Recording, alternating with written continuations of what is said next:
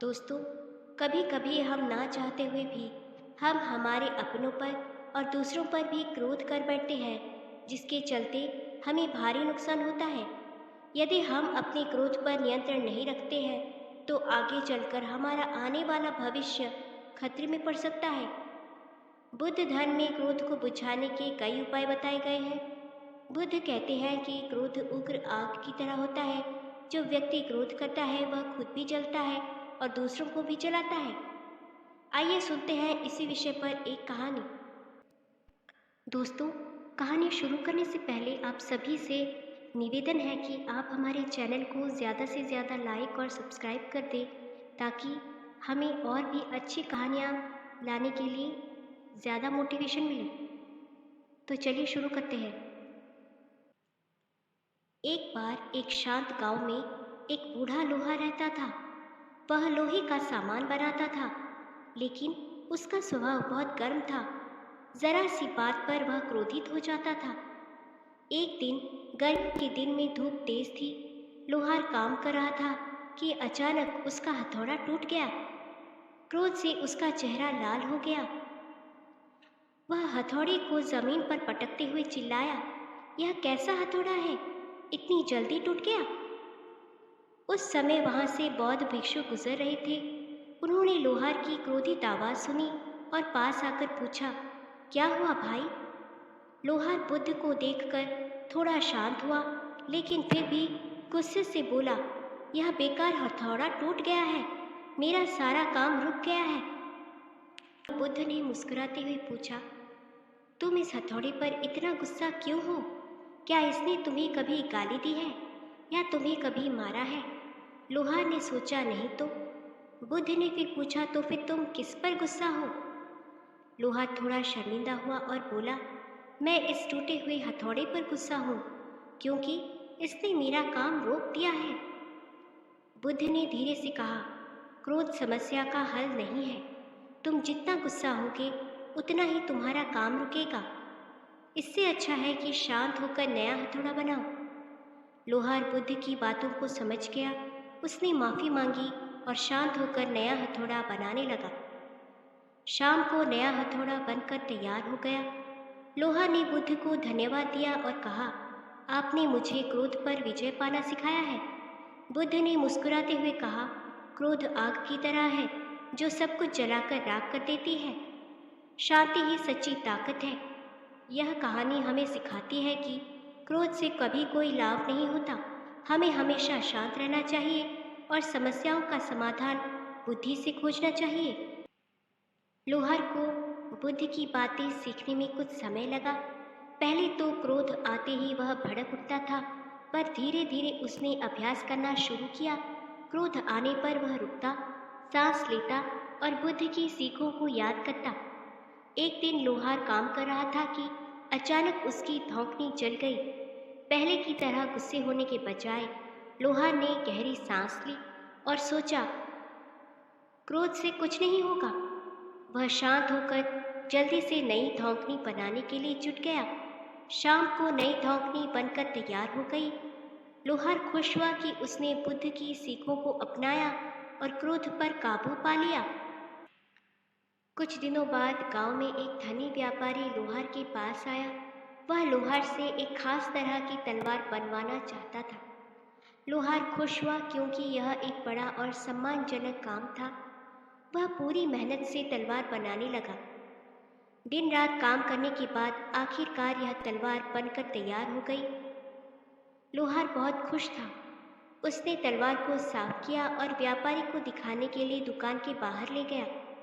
लेकिन तभी एक छोटी सी चिड़िया आसमान से नीचे आई और लोहार के हाथ से तलवार छीनकर उड़ गई। लोहार दंग रह गया। उसकी सारी मेहनत ज़ाया हो गई थी। गुस्से का थप्पड़ उसके सीने में उठने लगा, मगर इस बार उसने तुरंत बुद्ध की सीखों को याद किया। उसने गहरी सांस ली और क्रोध को शांत किया। व्यापारी भी हैरान था। उसने पूछा, लोहार जी, अब क्या होगा? लोहार ने मुस्कुराते हुए कहा, चिंता ना करें, मैं फिर से वही तलवार बना दूंगा। व्यापारी लोहार की शांति देखकर प्रभावित हुआ। उसने कहा, तुम्हारा यह शांत स्वभाव ही तुम्हारी असली कला है। कुछ दिनों की मेहनत के बाद लोहा ने फिर से वही खूबसूरत तलवार बनाकर तैयार कर ली। व्यापारी बहुत खुश हुआ और लोहार को अच्छा खासा इनाम देकर चला गया। इस घटना से लोहार को सीख मिली कि क्रोध से कोई फायदा नहीं होता। शांत चित्त से हर परिस्थिति का सामना करना ही सच्ची बुद्धिमानी है। वह हर रोज बुद्ध की सीखों का अभ्यास करता रहा और धीरे धीरे अपने क्रोध पर काबू पा लिया। वह न सिर्फ एक कुशल लोहार बना बल्कि गांव के लोगों के लिए एक आदर्श भी बन गया। सालों बाद लोहार एक प्रसिद्ध शिल्पकार बन चुका था।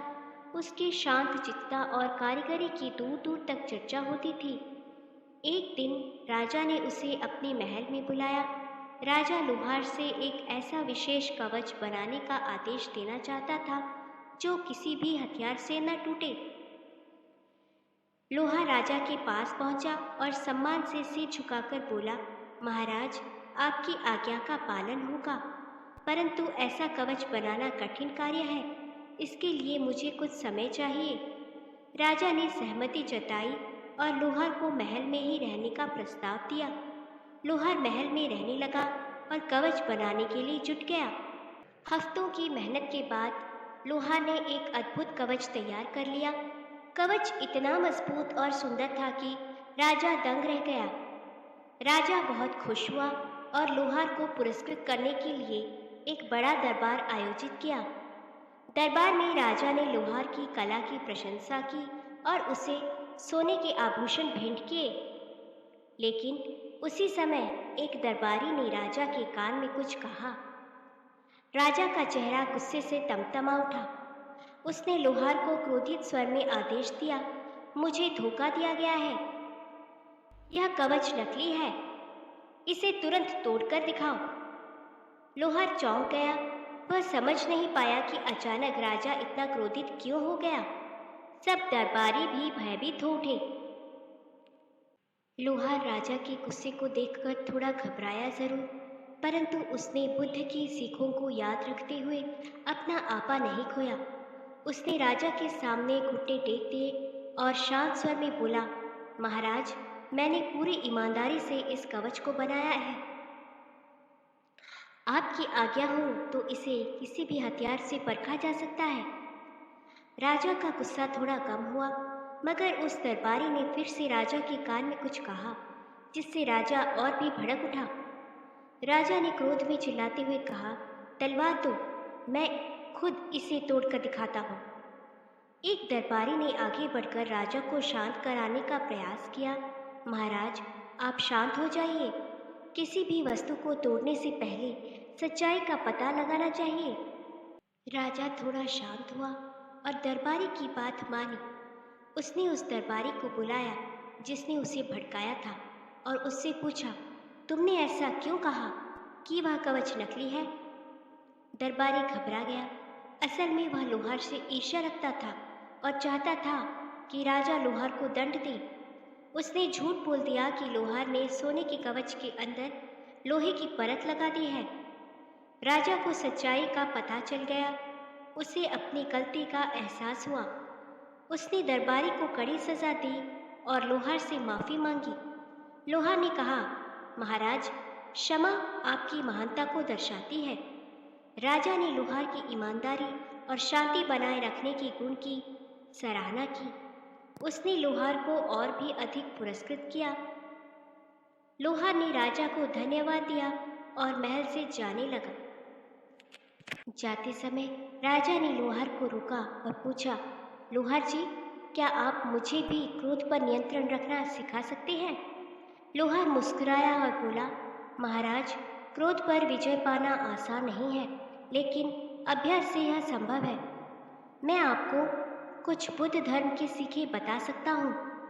इस तरह लोहार ने राजा को भी बुद्ध की शांति की शिक्षा देना शुरू कर दिया। यह कहानी ये दर्शाती है कि क्रोध से कोई लाभ नहीं होता, बल्कि शांति और सत्य का मार्ग ही सफलता की ओर ले जाता है। कहानी की सीख यह है कि क्रोध से कोई लाभ नहीं होता। क्रोध की आग में हम अकल खो देते हैं और गलत फैसले ले लेते हैं। इस कहानी में लोहार क्रोध को काबू करना सीखता है। बुद्ध की सीखों को अपनाकर वह क्रोध की स्थिति में भी शांत रहना और सही निर्णय लेना सीखता है।